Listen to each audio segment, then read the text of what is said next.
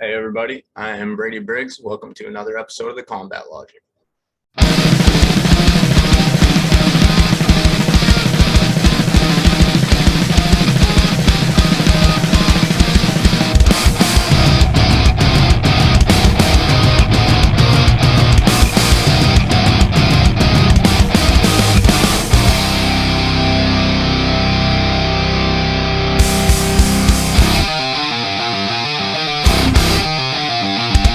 What's up guys? Brady Briggs here to recap UFC on ESPN 35. It's a couple days late, but I really remember right. So the first fight that really stood out to me was Gabriel Green versus Johan Lainez. And I really wanted Lainez to win.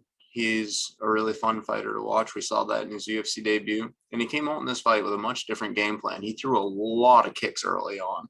And most of his wins are first round finishes, though. And that showed because he got tired as the fight went on. And he ended up getting TKO'd late in round two, considering I knew this was going to be a pretty tough fight for him because Gabriel Green's actually a solid talent. But man, it sucks. Johan said after his UFC debut that he wanted to remain undefeated and become a champion. Well, second UFC fight, you're already not undefeated anymore. I knew he wasn't going to remain undefeated. I mean, who does? It's not named Yaroslav Amazov or Khabib Nurmagomedov or John Jones. But yeah, it was a good win for Gabriel Green. It's unfortunate Johan lost and got finished, but he'll be back. Francisco Figueiredo, Davison's little brother. Now, I said in the pre-fight, oh my God, I forgot I uploaded that to my wrong channel, so it didn't even matter. But I said in the pre-fight that he doesn't have the killer instinct that Davison does. He doesn't have the power that Davison does, but he is a very technically skilled fighter on the feet and on the mat. And we saw that as 1 minute and 18 seconds, 78 seconds into the first round, he knee barred Daniel Da Silva, which was incredibly impressive. Like, we don't see knee bars very often. We just saw one a couple of weeks ago from Claudio Playlist, and now another knee bar already in 2022. It's pretty cool. It's a very beautiful submission. It's not something I expected to happen. We never see it. So that was a really good win for him. And there's another thing we never see, and it happened in the very next fight. When Alexander Romanov fought Chase Sherman. Now, he absolutely ragdolled Sherman for the 2 minutes and 11 seconds that this fight lasted. I think we all predicted this outcome, but he got him in an Americana and got the tap from it. I think the last time I saw an Americana in MMA, not even in the UFC, just in MMA in general, the last time I saw him was when John Jones did it to Vitor Belfort. That was in like 2013 or so. Like, that was a long fucking time ago. And Romanov is now 16-0 with 15 finishes. He's going to be a problem for a lot of people.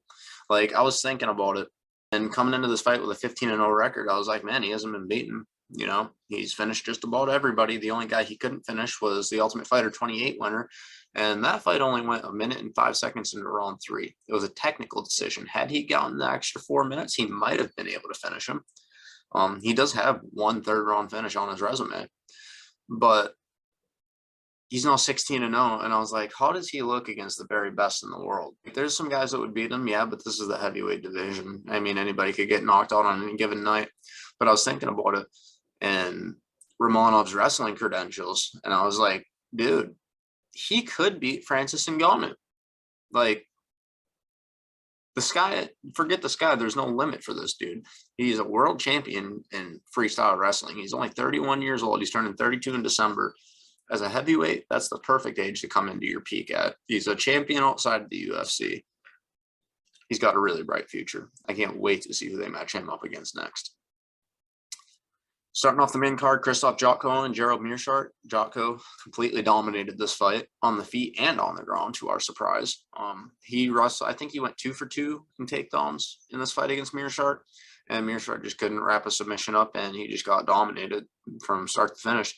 Went 3-0 last year with 3 submissions. Starts off this year with a loss. That seems to happen a lot, though. We saw that happen to Jorge Masvidal. We saw that happen to Kevin Holland. You know, they have such a wicked year, and then the next year it doesn't come to fruition for them.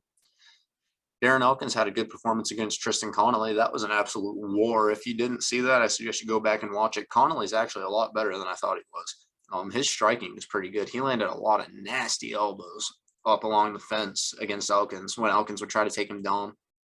And he did. He took him down a lot.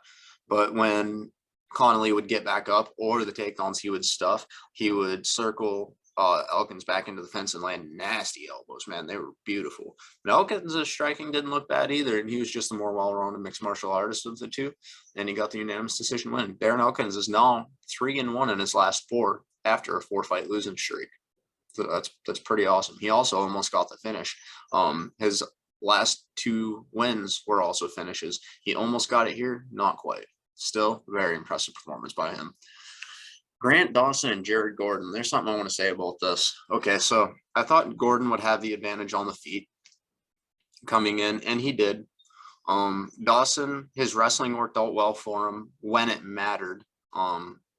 Gordon did stuff some takedowns, and he did make it very hard for Grant Dawson to win this fight. It was a much harder fight than a lot of people predicted it would be for Grant. There's something I noticed about this fight, and this is Grant Dawson as a lightweight does not seem quite as capable of exhausting his opponents as he did at featherweight. Featherweight, he fought just like a Bryce Mitchell or just like a Colby Covington, to where he'd be in your grill, throwing punches, get the takedown, and he would just absolutely maul him and not get tired at all. Like, his gas tank is endless, literally endless. And through his 3 fights at lightweight, that's not what I've seen. Now, Leonardo Santos did get tired. He's known to get tired. Even though Grant Dawson became the first person to finish him or the first person to beat him in the UFC. Yeah, he does. In his last fight with Rick Glenn, that was the first time we really saw him get tired. It was a draw. He's now 2-0-1 at lightweight, though, and both of his wins are late 3rd round finishes. Santos he KO'd with 1 second left, 4:59 of round 3. This one he won 4:11 of round 3 via rear naked choke. Very impressive performance. Submitted a Brazilian Jiu-Jitsu brown belt. Jordison Brito, man, this fight really upset me. We all know who Jordison Brito is now. He came out and knocked Andre Fili out in 41 seconds. And that's something that's never happened to Andre Fili.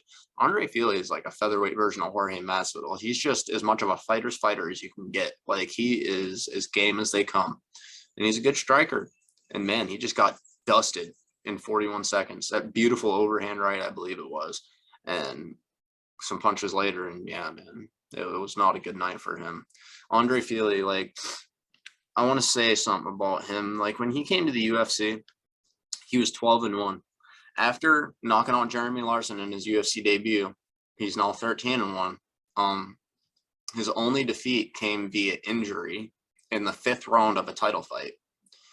So, and he came to the UFC around the same time Conor McGregor did too. Like, a lot of people were talking about Andre Fili the same way they were talking about Conor McGregor, because in Andre Fili's UFC debut, much like Conor's, he got a 1st round knockout. He looked as crisp and sharp and accurate with his striking as he possibly could have. And yeah, man, people had real high hopes for Andre Fili. And since then, he's just traded wins and losses. Now, there was a stretch there where he could have very easily went 7-0, 7 straight, but he lost a split decision to Michael Johnson that could have easily went his way. And he also lost a unanimous decision to Sadiq Youssef that could have easily gone either way. Now he is winless in his last 3 fights. And yeah, his career just isn't going to come to fruition like a lot of us thought it would that watched him early on. Andrei Arlovski versus Jake Collier. This was a typical Andrei Arlovski fight, kind of a typical Jake Collier fight too. Arlovski got the split decision win. It could have went either way. It was a very close fight. Honestly, if I was scoring it, I would have scored a 29-28 for Collier. But Andrei Arlovski, dude, this guy is 6-1 in his last 7 fights. Who at 7-2 in his last 9? Who would have thought? There are so many times that we thought Andrei Arlovski was done. Like when he went from 15-5 to 15-9. Going into that fight with Fedor Emelianenko, he was 15-5 on a 5-fight win streak. He lost 4 in a row, was knocked out in 3 of them. Then he came back to the UFC. He was like, I don't know, 7-1 or something in his last 8 when he came back to the UFC, only losing to Anthony Johnson. Then he won 4 straight and then lost 5 straight. Then he won 1 or 2, and then he lost a few more, went winless in his next 4 or something like that. Like, there are so many different times we thought he was done. And now at 43 years old, he is 6-1 in his last 7. It is absolutely remarkable. That only defeat coming to Tom Aspinall. Like, wow. It's so impressive. And the main event, Marlon Vera versus Rob Font. This was a really good fight too. Rob Font came out guns blazing like he did in his last fight against Jose Aldo. And he looks so good early on. He looks so good early on. But dude, Marlon Vera is as tough as they fucking come. He really is. Like, dude, who could possibly knock that dude out? I don't know. Like, he took Song Yadong's best shots at 145 pounds. He took Rob Font's best shots for 5 rounds. But Rob Font won the first round, maybe even the second. And then the third, fourth, and fifth rounds were relatively even in the striking. Obviously, Vera's striking attack is much more diverse than Font's, and he was landing leg kicks and body kicks throughout the fight, while Font was landing punches to Vera's head and body. But what Vera did is he hurt Font in the third, fourth, and fifth rounds. He hurt him in the third round, I believe, with a punch. He it was like a check hook, and then the third and fourth, he landed a side kick to Font's face, which is something we like literally never see. And each of them that he landed hurt Font badly. Like, that fight could have been stopped at one point there. I don't blame the ref for not stopping it. Obviously, Font was, healthy enough to continue. But yeah, dude, Marlon Vera just looked incredible. And Font is now on a 2-fight losing streak after beating Sergio Pettis, current Bellator bantamweight champion, Ricky Simon, former RFA or LFA bantamweight champion. I don't remember. They switched their title. Marlon Moraes, multiple time World Series of Fighting bantamweight champion, and Cody Garbrandt, former UFC bantamweight champion that defeated the best bantamweight ever to claim that belt. Since then, he's lost 2 straight. And fights that he looked great in. Honestly, he looked great in both fights. But something we saw in both fights, he lost both of them because he couldn't stop from getting hurt. Jose Aldo hurt him 3 or 4 times in their fight too. And he was winning the fight. He was up on the scorecards. And then Aldo cracks him, a number of times and hurts him and ends up stealing the rounds. And that's like literally exactly what happened in the Marlon Vera fight. So Rob Font missed weight, something uncharacteristic of him, but he missed weight. Maybe he could go to 145. Maybe it's draining him to cut all the way down. I don't know. Kelvin Cater, his teammate, is a 145er, and Kelvin's a bit bigger than him, so maybe he would be undersized for it. But yeah, they both look good, man. They both look good. But Marlon Vera is something else, man. He is still only 29 years old. He'll be turning 30 in December. And Vera is now 9-2 in his last 11. He should be 10-1 because everyone knows that he beat Song Yadong that night. Other than those 3 judges, they're literally the only 3 people in the whole world that think he lost that fight.